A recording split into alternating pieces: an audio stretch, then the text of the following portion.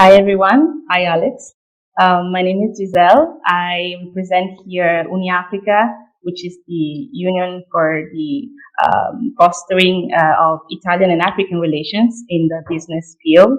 And it's really a pleasure for me to be here and we'll talk together with Alex. And it's actually the third time UNIAFRICA comes here, and it's part of this amazing platform, which is Afropean Bridges. And a little bit about UNIAFRICA and what we do. The idea stems from the will to bridge the gap and between African business actors and Italian business actors, and also to create a whole new narrative around Africa, because the reality of the continent it's not really well represented here in Italy by the media. So we try to shift the narrative and create a whole new language around the continent. And I just will take the opportunity to allow Alex to introduce himself. Thank you. Hello, everyone. My name is Alex Nkosi. I'm a policy specialist, and I currently work with the Africa Regional Organization of the International Trade Union Confederation. This is an umbrella organization of unions in Africa. We have members, affiliated members in 51 African countries, and we have about 101 national centers that subscribe to this organization. We are based in Lomé, Togo. Thank you. And about a little bit about your work, like relating to what you've been seeing in your professional career and your really big experience. What do you consider to be the actual reality right now of the Africa-EU partnership? What has been changed over the years? What are in your idea, the prospects for the future, especially related to the current pandemic? And what would you wish, what is needed in the EU and African partnership at the governmental level, and also related to from a business perspective as well? Okay, thank you. I think for us to talk about the EU-Africa formal relationship, we have to go to the Cotonou Agreement. As we know, the Cotonou Agreement started in the year 2000, effectively replacing the different agreements that most European countries had with their former colonies. So the Cotonou Agreement is the overarching framework for the EU-Africa relations, not only just Africa, but also the Caribbean and the Pacific countries, and all of them in total, they're called like the SCP countries. Basically, this agreement was aimed at reducing and eventually eradicating poverty, but also to contribute to the gradual integration of the SCP countries into the world economy. So it had three key pillars. Pillar number one was to foster development cooperation. The second pillar was economic and trade cooperation. And then there was also a political dimension to this. Now, the agreement expired last year. It was for 20 years. So from the year 2000 to 2020. And looking back, I think there have been some gains that have been achieved under this agreement. The first one I'd point at trade facilitation that goes even into business. So through this agreement, the EU has quite assisted the SCP countries to build a trade enabling infrastructure through the European Development Fund. Basically, they have attempted to address a lot of bottlenecks, a lot of issues surrounding issues of standards and also production. Because, to access the EU market, there are some prerequisite standards that ought to be met. And through this process, most of the SCP countries were assisted to work on their standards. But also, through this agreement, the SCP country had a non-reciprocal quota-free market to the EU, So they would, be able to export certain, products to the EU market without expecting the EU to do the same. However, there's a caveat to this, in the sense that the parties were also expected to enter into trade partnerships under the EPAs. So the EU could also negotiate with individual countries, also economic blocs that the Africa has, to enter also in those relationships. Another third issue would be the issue of health.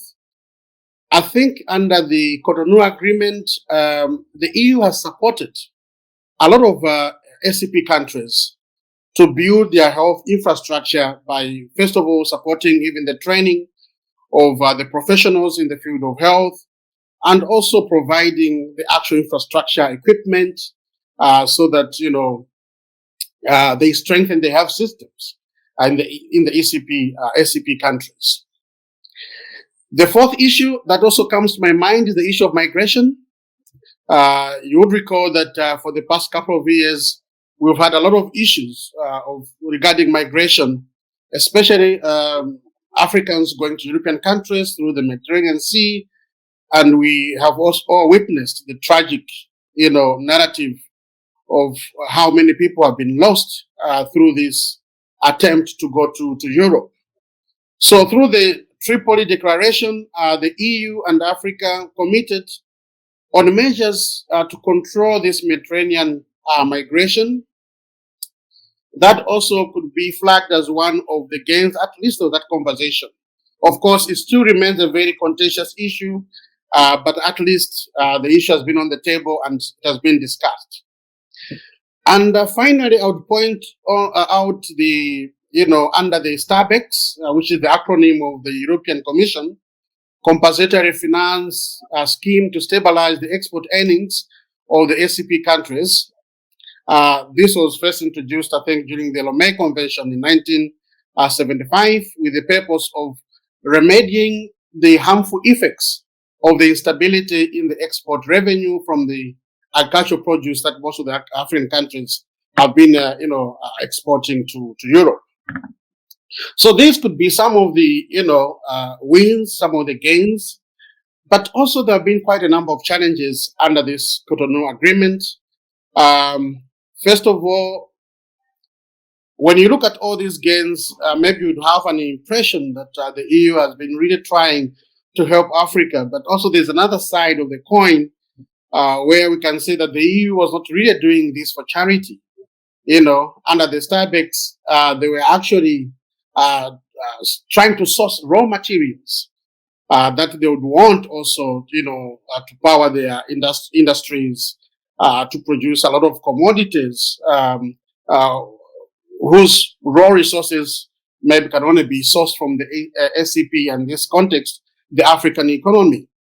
So you'd find that because the exportation has basically been the primary goods, raw materials, I think African countries have not really benefited from, technology and skills transfer. Imagine if most of these countries were assisted to start industries on the continent. It would have a lot of impact on the continent in terms of job creation and also opportunities. Because behind every exportation of raw materials, exportation of jobs.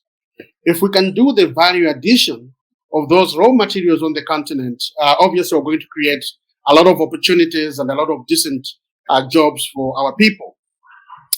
So I think that is one of the issues. And just to give you maybe to put the context to this, for instance, Ivory Coast, is one of the biggest exporters of cocoa, but there was a report, I think, is it last year, that analyzed the whole value chain, of the cocoa industry, and it was found out that Ivory Coast benefits just 5% of the whole value chain. So, chocolate, most of it is, processed in France, in Switzerland, and maybe even people who enjoy this chocolate have no idea that, the raw material, the cocoa comes from Ivory Coast and Ghana. You look at timber that is being imported from Cameroon, the furniture and all that, the value addition is done in France. That would have, benefited Cameroonians if it was assisted to industrialize and process the timber into, final products right in Cameroon. So I think that's one of the challenges that I'll point out. The second one is the issue of peace and security. So through this agreement, there was also an intention to assist the continent, to attain sustainable peace, knowing that we cannot fight poverty, we cannot end poverty if there's conflict. But look what happened in Libya. The devastation that has been caused in Libya, a country that was thriving. People were enjoying high quality of life, but if you go and see what is happening now, it's really bad. Look at what has just happened in Mali. At a time when we thought that we are done with coups, now there's a coup, and yet we know that France has a very close connection to the region and to the countries. And if they really wanted to promote peace, they would have, assisted to stop this. And just look at the whole Sahel region and the challenges that are there, and of course, the long-standing Congo DRC problem. The problems of the Congo DRC, they still continue. People are still suffering. So also on the issue of peace and security, I think very little has also been achieved. Another aspect was that under this Cotonou agreement, they would promote integration, of course, of the ACP countries into the global economy, but also integration within the African continent. So initially, the EPAs were negotiated under the economic communities, so ECOWAS, SADC, East African Community. But when it came to implementation, there were some challenges. Countries could not agree. There was a bit of divide and rule. So you find that it brought in a lot of disintegration instead of integration. So in ECOWAS, you find that, Ghana signed, Nigeria is refusing to sign, Togo has signed. Instead of continuing to negotiate this as a regional bloc to avoid the race to the bottom, because when countries are competing among themselves, then they all lose because they water down their standards. And I think this is what has been happening. Then the issue of business that you talked about, the promotion of foreign direct investment. Of course, this has been the mantra for a long time that for our countries to develop, we need to attract foreign direct investment. But is that really true? Let's look at what has happened. What has been Africa's experience with foreign direct investments? I think most of these investments have been very predatory and, exploitative.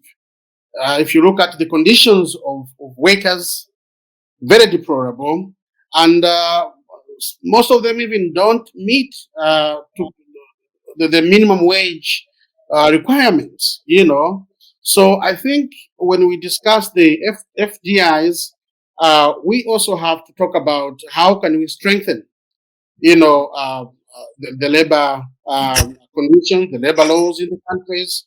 How can we promote the skills transfer? Even how can we create decent jobs? Because in most of the cases, you'll find that when a foreign enterprise invests in Africa, most of the top jobs are, taken by the so-called expatriates, and the locals only maybe would have, non-skilled labor, thereby not really benefiting in terms of skills transfer. Then I think these are some of the challenges. But also another gray area for me was the whole consultations, especially involving non-state actors.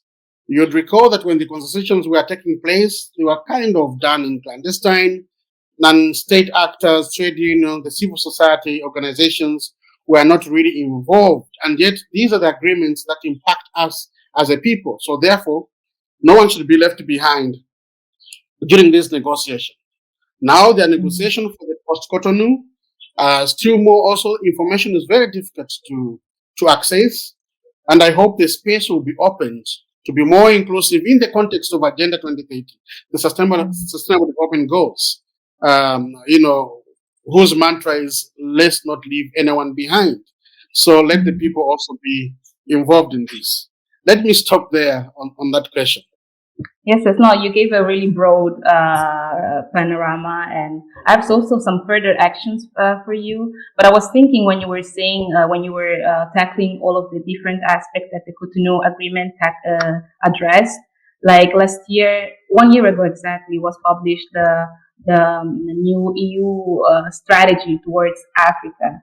And I had the chance to read through it, and of course, the topics remain sort of the same, and some of them have changed, like mainly the security and governance, migration, mobility, and they also address the need for a digital transformation. So for you to intervene into providing proper, not only promoting digital transformation and digitalization, but also providing the actual infrastructure, because there are a lot of innovative, like digitalization is thriving and striving in Africa. There are a lot of new, like so-called Silicon Valleys. I think that the main issue is making sure that these innovative technologies can be that everyone has access to it. Because if there is not the actual infrastructure to use these technologies, then there's no meaning behind even having those. And also they tackle the green the necessity for a green transition. But yes, when I was reading it, I had the impression that it was always this sort of like EU program for Africa, where Africa does not have a say in it, in the sense that it's always this. I always sort of have the impression that when I read these sort of programs and strategies, we talk about Africa, but Africa, as you said, has different blocks, different like economic realities, different. There are a lot of substrates, regional, local, national, and that's where I think the main challenge is, because we can promote policies, but if they don't work within a certain framework, then the machine will stop working some way. So we cannot go that's right. further. We cannot go further. And Yeah, also, I want to. Yeah, sorry, no, I interrupted you. no, just agreeing with you that we have different realities. Therefore, we need a differentiated approach. Various regions, considering also the economic and social realities of those specific regions within the continent. Yes. Yeah, one of the questions I had, because was so we talked about the EU and Africa partnership, and the EU sort of prides itself as the ideal partner for Africa. That the EU and Africa partnership is ideal and is the best option, because we need, like, both continents need each other, so to say. That's the idea behind all that. And it's true that we share a lot of patterns. We have like geographical proximity. We shared a really troubled history, like in the past and also right now. But there are a lot of other global actors who have been rising over the past more than 10 years, like China, India, Russia, and that are creating other pathways in cooperation with some African countries. And like, what is your opinion on that? Like, how do you judge some of these agreements, some of these like the relationship between maybe partners such as China, that have really became, I think, one of the primary partners for Africa as a continent, but a lot of African countries, but Africa as a continent. How do you see it? What is your opinion on that? I think we cannot, first of all, wish away the EU, as you rightly said. We have a very long history, which has evolved over the years.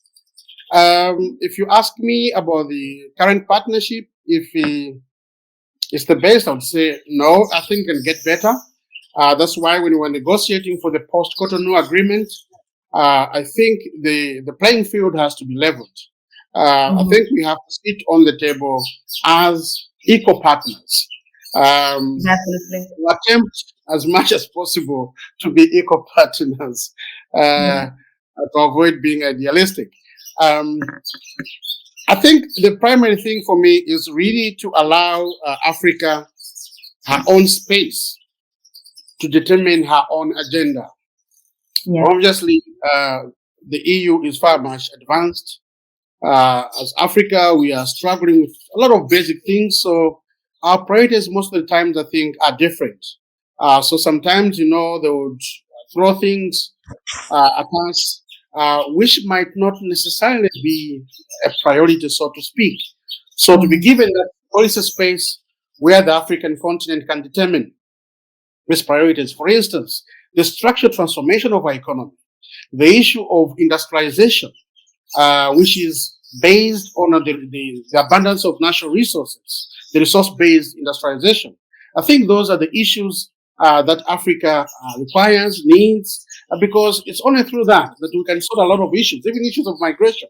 If we create enough jobs and opportunities for our youth on the continent, I don't think the youth will be interested really to cross the Mediterranean Sea and weather to go to Europe.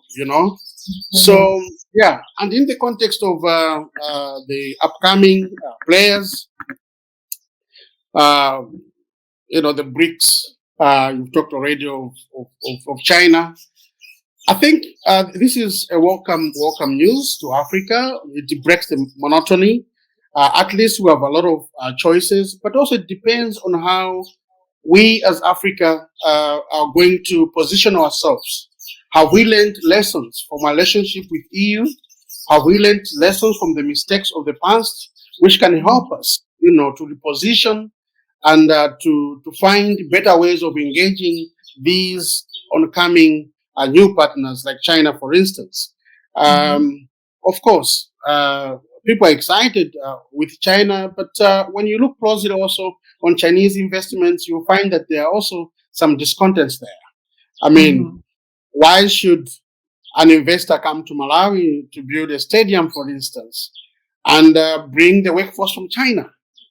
When in Malawi we have a lot of youth that are looking for jobs, just to flag out one issue.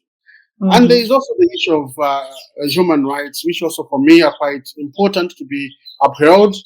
At least most of the EU cooperation has human rights as an integral feature to it. But for China, they really don't really matter. Even the issue of adherence to labor standards is quite a big problem with most of these Chinese investments. So I think as a continent, also we need to reflect and look at our past experiences, and based on the lessons learned, try to improve on the forthcoming partnerships. Yes, definitely. I think that the main difference I see comparing like the EU and African partnership as opposed to maybe the other new global economics is that the European approach is still sort of a little bit too patronizing. Yes. It's still old fashioned, and it still repeats this sort of like neo-colonial dynamics of beneficiary, like the provider, the beneficiary. And when we look at the like, as you said, Africa should develop its own agenda and not adhere to other agendas, because of course the needs of Europe are different. We can our agendas can maybe reach like a point of like a common point, but at the end of the day, African countries need other things, and European countries need others, and so on. And I think that the main difference is that maybe some of these other new players, they have a whole they sort of, in the relationship with some African countries, they sort of view these countries as equals. There's like the same sort of like the same level arrangement, so to say, in some cases. But as you said, it's of course an issue. Like when you see that some investments are made and they don't, at the end of the day, provide jobs for, like investments are made in Africa, in some African countries, and then they don't provide jobs, and they don't for the African youth. So yeah, I definitely agree with Yeah, most of what you said. Yeah, there was actually I, sorry, I'm always there was actually a publication by the Brookings Institution last year that was yes, saying, that was tackling the issue of like the unemployment crisis in Africa for the African youth, and it was actually saying that the issue is missing jobs. Jobs are missing. People are highly educated, are highly skilled. So there are a lot of programs, education programs that are being promoted, but the actual investment and the actual work should be put into tackling these issues that are preventing the creation of jobs, of decent and stable and not seasonal jobs. So yeah, that's right. yes. Yeah, I just wanted to comment on the the EU approach, which I totally agree. You'd find that much of the support from the European country now, including the UK that exited the EU, has been to social sectors. For a long time, they have shied away from infrastructure, the building of industries, for instance, which can help us to create jobs and generate wealth for our people, while China, is quite open. China, you can, dictate what you want, and they will support you, respect, your aspirations as a country. Um, but also, yeah, talking about the neoliberal agenda, I do agree with you that when you look at most of the policies coming up, you can see, a thread. You can trace the thread actually from the structural adjustment programs to the, privatization drive, and now, in the context of the Sustainable Development Goals, we have seen the elevation of the private sector, the elevation of business, to deliver development. While for a long time, really, as citizens, our social contract is with the government.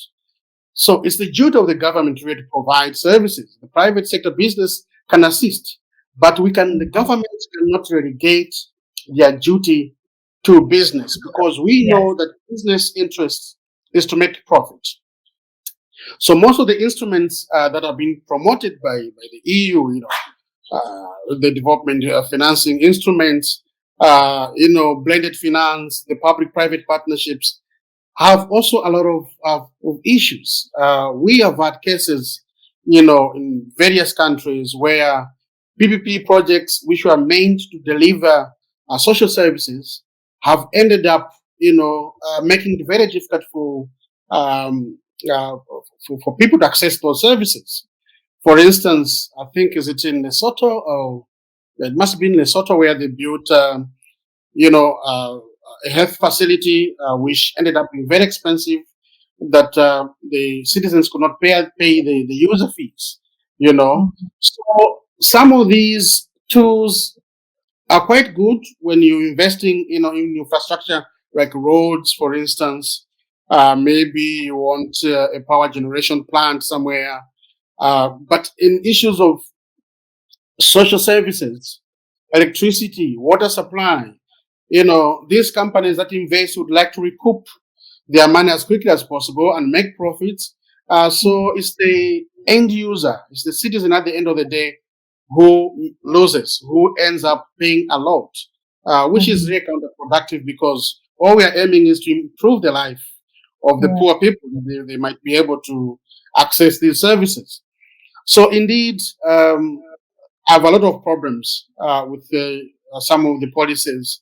The external investment plan policy, for instance, of of the EU that came because of the migration, Mm-hmm. you can actually see that it was a plan that was meant to stop Africans from going to Europe.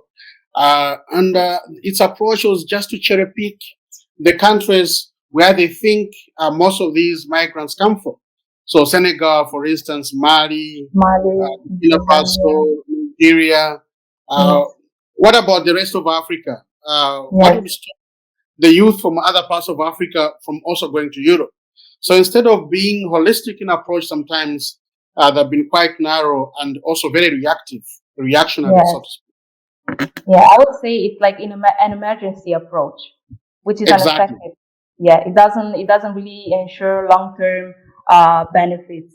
They just go like it's just a way to tackle the minimum, not even the root of the problem. And personally, I understand that the migrations that have been going on in the past years have been quite intense, and like the flows have been quite intense, and a lot of people are endangered every day. But I see migration as a structural phenomena. Like it has always been. It is not destined to perish. The thing is that the fact that a lot of African people are coming is not just like it's not something that can be fixed just by providing like creating programs and policies.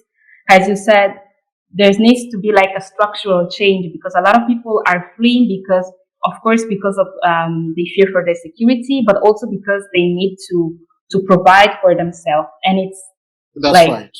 provide for themselves. They search for means to provide for themselves, and if they cannot do it for in their countries, they are of course allowed to like they're allowed to go elsewhere, but there should be a way to tackle the root of the issue because it will not stop.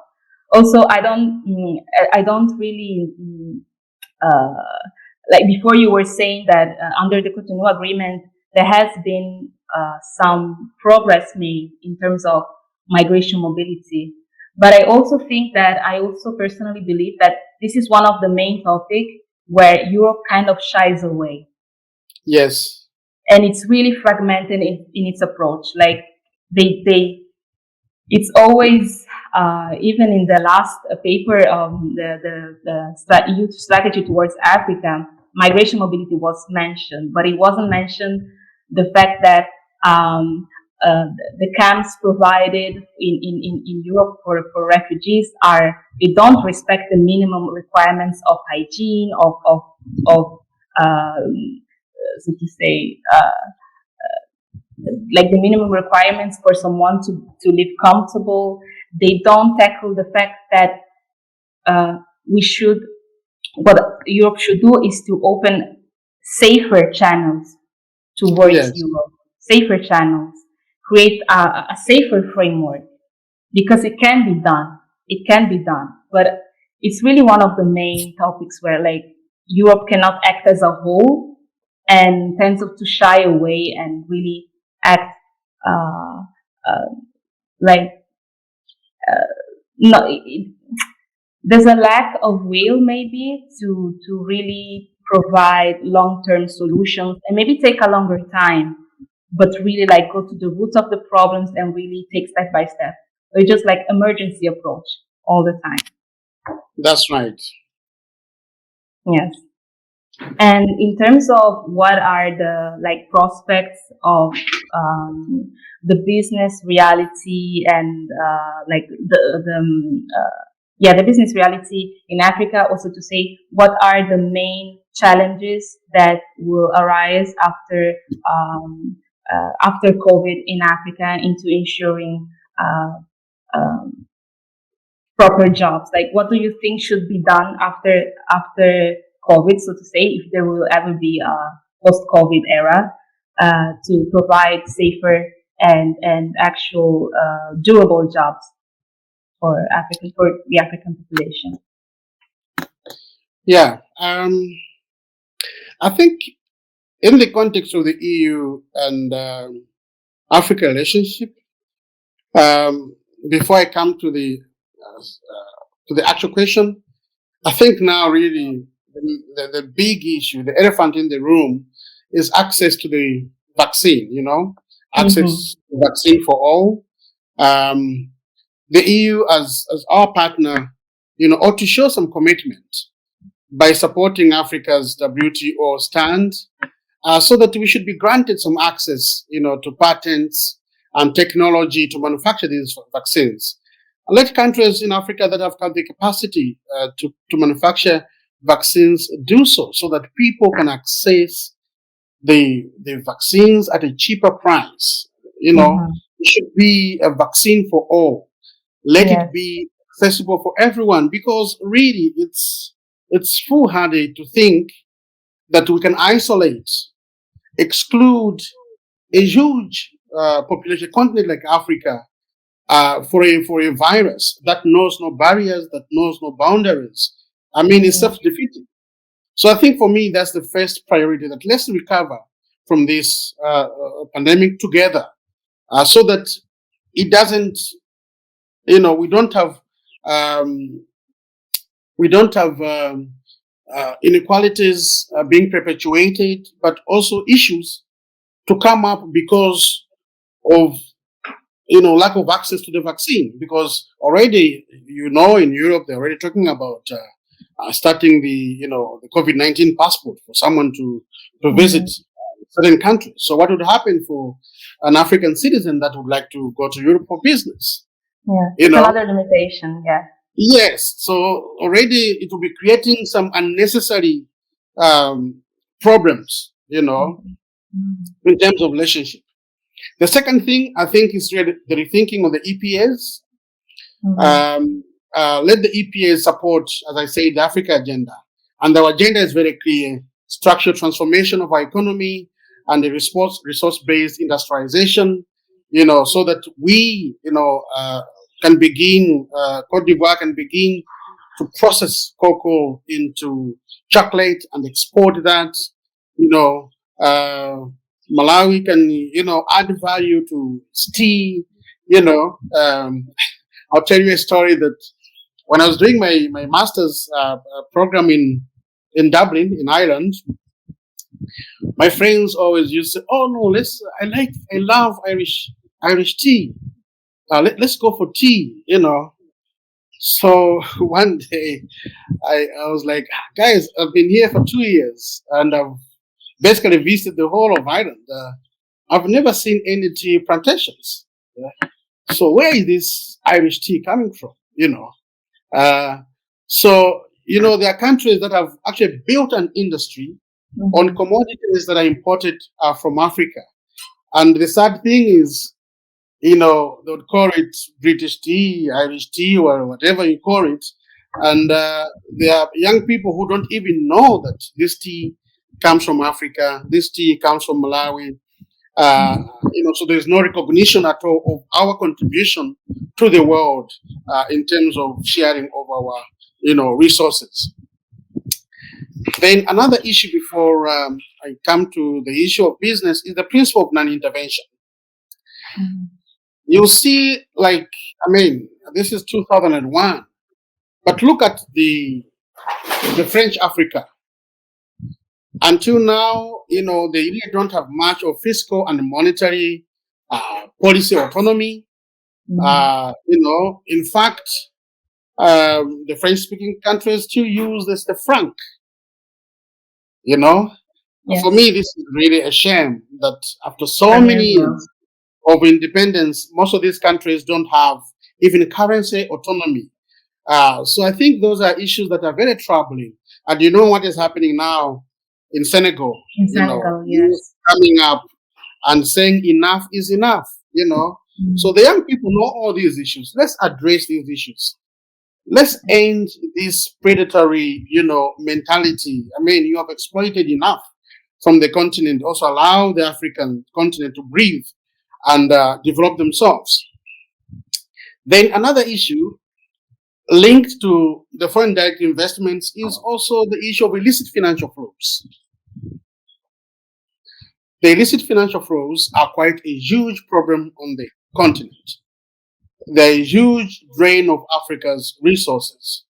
I mean, the AU commissioned a report on this subject, And there was a report that was produced called the Mbeki report, named after the former South African president, Thabo Mbeki, which reveals that then Africa was losing about $50 billion every year through illicit financial flows.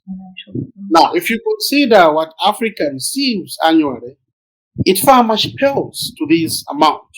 In fact, it makes Africa, a donor to Europe and other continents. So the continent is rich. We have resources, but most of these illicit financial flows are facilitated by EU countries. You know the story. You know the story about Switzerland. You know the story about Luxembourg. You know the story about the UK and all its islands. In the Caribbean. It's public information.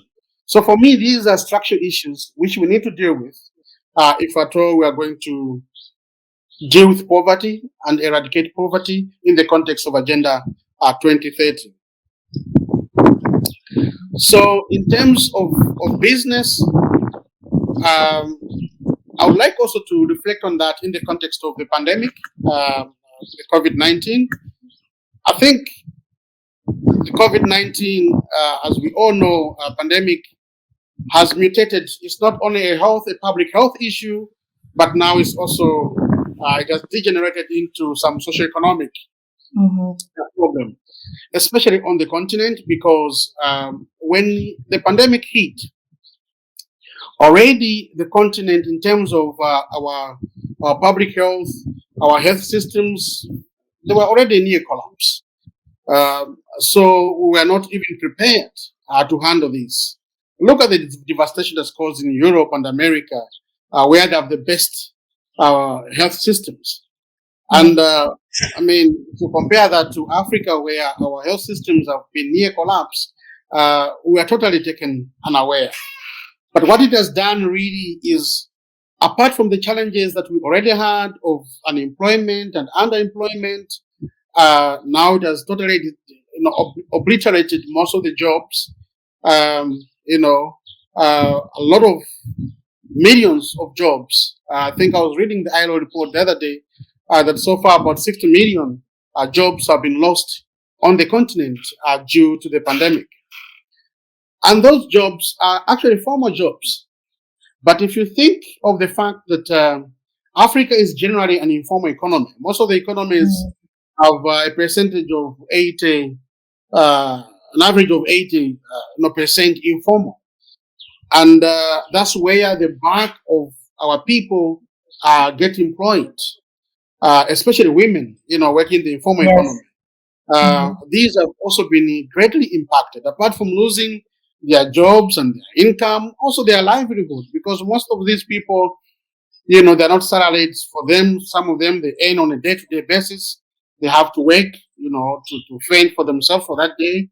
So in the context of even some of the measures that were instituted to contain the spread of the virus, you find that it puts most of the informal workers, the majority of Africans, in a very precarious position, because they had to negotiate. They were actually between a hard place and a rock. They had to negotiate the two imperatives of going out to eke a living, but also staying home to protect themselves from the virus. The situation has been very dire. Yeah. But in terms of business also, some businesses have taken advantage of the COVID-19 pandemic, to check off their workers. We have a lot of cases on the continent where employers have been dismissing their workers without the due process. Others not even paying them and using COVID-19 as an excuse. And this is really deplorable. And for us, for somebody who works with a workers' organization, we think this was the time that we ought to strengthen our social dialogue, the tripartite mechanism, so that government, business, and workers should sit together on the table. That whatever policies we are going to formulate to fight the pandemic and also to guide us in our recovery and building the resilience, The workers' voices have to be heard. Because these are the people that move the economies. But we did a survey in 51 countries where we have affiliates on the continent. The narratives we got were very shocking. People losing jobs, people not being paid. But the surprising thing has been the only people who are losing these jobs were the lower cadres. Managers, bosses never lost jobs because Never of lost jobs. COVID-19. When actually maybe they will just reduce their salary to cover, some of the lower cadre employees. Now, they continue to getting their pays and sacrificed the people that help them make profit. So those are challenges. So the issue in the context of SDGs, especially Goal 8, the decent work agenda, I think for us is key, and it's also very central for not only Africa, for the whole world in terms of recovery and building back better. We can only build back better if we guarantee access to decent jobs, not just jobs, but jobs, that protect the rights of the workers, that gives freedom for the workers to start or belong to a union where they can engage the employer, that the employees have their labor rights respected and the labor laws are respected in the world of work. But also, sorry, I'll talk a little bit more. Yes. No. There is another critical issue which has also become to the fore because of the pandemic. That's the issue of gender inequality and also violence against women. Because of the lockdowns, we have heard so many, shocking stories about how people have been abused either at home but also at work, in the world of work. Now, you recall that the ILO, I think it's in the 2018, passed a new convention, the 190 Convention of Preventing Violence in the World of Work, especially against women.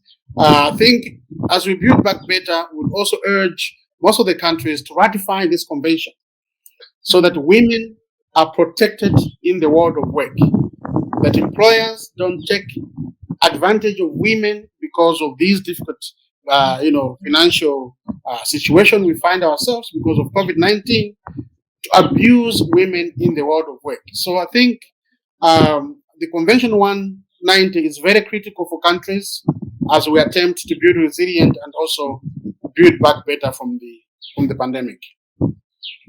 And one last question that I really want to know: what do you think can be done by what do you think that the business community can do actually to give a proper and actual and good representation of Africa, like beyond exploiting charity aid, or like beyond all of these stereotypes that surround Africa, especially as you've been to Ireland? I think you have known what is the most the perspective and perception, and how Africa is somewhat described like through cliches and stereotypes. A really brief and quick. Yes. I think it's true, and I think business has quite a pivotal role to play in casting a spotlight on the continent and also trumpeting the positive stories from the continent. I mean, they come here to exploit resources and make money on the back of the continent. It will only be fair for them also to give a right representation. The first thing is, I think, what I just said earlier on, the through fair trade. Let's acknowledge the resources. Let the kids in Europe know that the chocolate that they're eating is actually coming from Cote d'Ivoire and Ghana, because most people cannot make a link of the products that they use, that the phone that they uses some raw materials from Congo to make this phone, or the TV that they are watching, the resources are coming from Africa. So for me, I think is the issue of recognition, the issue of acknowledging, and the issue of fair trade, because once we have fair trade, Africans will also be able to export, final products which can also be acknowledged as coming from the continent. Through that, we are going to improve our lot, and through that, we'll be respected. Look at China. Yeah. China was a poor country not long ago, But it's because that China has pulled itself now into need a superpower, into a very big economic player.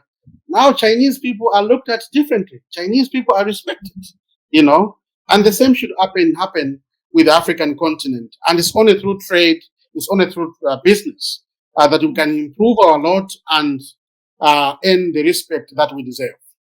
Yes, I agree with you also about like talking and telling people where, like teaching European people where do these products that which you pride yourself for, like Irish tea or like the Switzerland chocolate.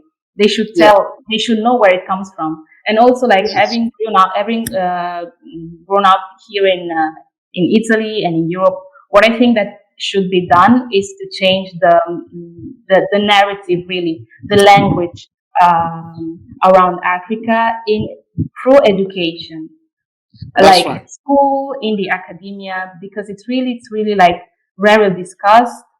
Also, how we learn colonialism, for example, is really different from the actual, like we still talk about colonialism in terms of we brought civilization, we civilized this the former colonies. So there should be a really big work around education, and I think, and not, I don't only speak because I'm part of the African diaspora, but I also think that there should be given much more space in the European realm for African descendants' voices, because I think that most of the times we represent, or they represent, dual perspectives. They're really able to merge the, the differences. They're able to understand, so to say, both parts. And I really think that there should be much more space for African and African descendants' voices in Europe. This is what I think. That's So right. really, thank you for this conversation, Alex. It was really engaging. Thank you so much, Giselle. This has been fantastic, and thanks for giving me this opportunity. Thank you.